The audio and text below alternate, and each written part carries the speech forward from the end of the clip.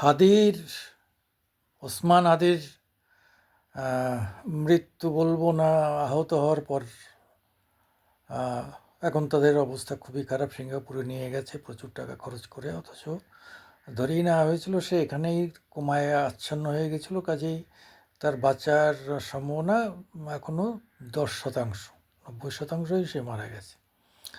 আর তারপরেই তার এখানকার চেলারা হাসনাত আবদুল্লাহ এবং আরও ছোটোখাটো চেলারা ভারতের সঙ্গে প্রায় যুদ্ধ ঘোষণা করে দিয়েছে।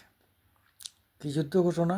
1 নম্বর হচ্ছে যে 7 সিস্টার দখল করে নেবে, এর ক্ষমতা থাকলে কর। 2 হচ্ছে ওখানকার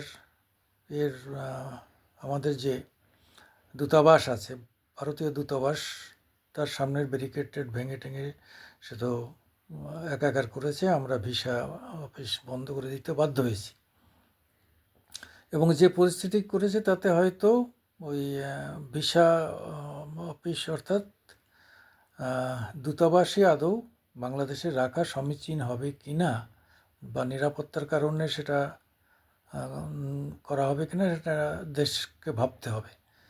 যেটা একটা সময় আমরা কানাডা থেকে তুলে এনেছিলাম। প্রথম দিকে মানে দূতাবাসের কর্মীদের সরিয়ে এনেছিলাম, শেষকালে একদম টোটালি তুলে এনেছিলাম। যদিও এখন আবার নতুন করে সেট আপ হয়েছে, মানে কানাডার সেই সরকার চেঞ্জ হওয়ার পরিবর্তনের ফলে বাংলাদেশেও মনে হয় এরকম আরেকটা পরিবেশ তৈরি হচ্ছে যে আমাদের ওখানে কারুর কোনো নিরাপত্তা নেই, সে যদি ভারতীয় হয়। ওখানে পাকিস্তানিদের নিরাপত্তা, অর্থাৎ ওটা পূর্ব পাকিস্তান এখন। সেই জন্য আমাদের উচিত যে দূতাবাস সরিয়ে আনা।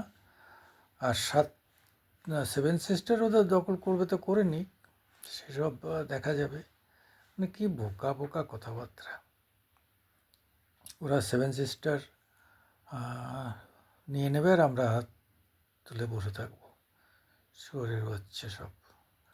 তবে ওরা যেটা করছে যে অনুপ চেটিয়া, অর্থাৎ একটা সময় সন্ত্রাসী, আসামটাকে ভেঙে দিতে চেষ্টা করছিল, স্বাধীন আসাম, স্বাধীন মিজোরাম, স্বাধীন মণিপুর, এইসব আওয়াজ তোলার কিছু সন্ত্রাসবাদী আছে, বিচ্ছিন্নতাবাদী, সেকশনিস্ট আছে। তারা বাংলাদেশে গিয়ে আশ্রয় নিয়েছিল। হাসিনা আসার পরে তাদের অধিকাংশই অ্যারেস্ট হয়ে যায়। শুধু অনুপ চেটিয়াকেও অ্যারেস্ট করা হয়েছিল। এখন তো সব বের করে দিয়েছে এই নিউজ সরকার আসার সঙ্গে সঙ্গে। মানে তুমি যদি ভারতের বিরোধী হও, তাহলে তোমার এখন বাংলাদেশে রাজকীয় সম্মান, তোমার সব থেকে বেশি আদর কদর। ফলে যাই হোক, পরিস্থিতি খুবই খারাপ, নজরে রাখতে হবে 7 সিস্টারকে।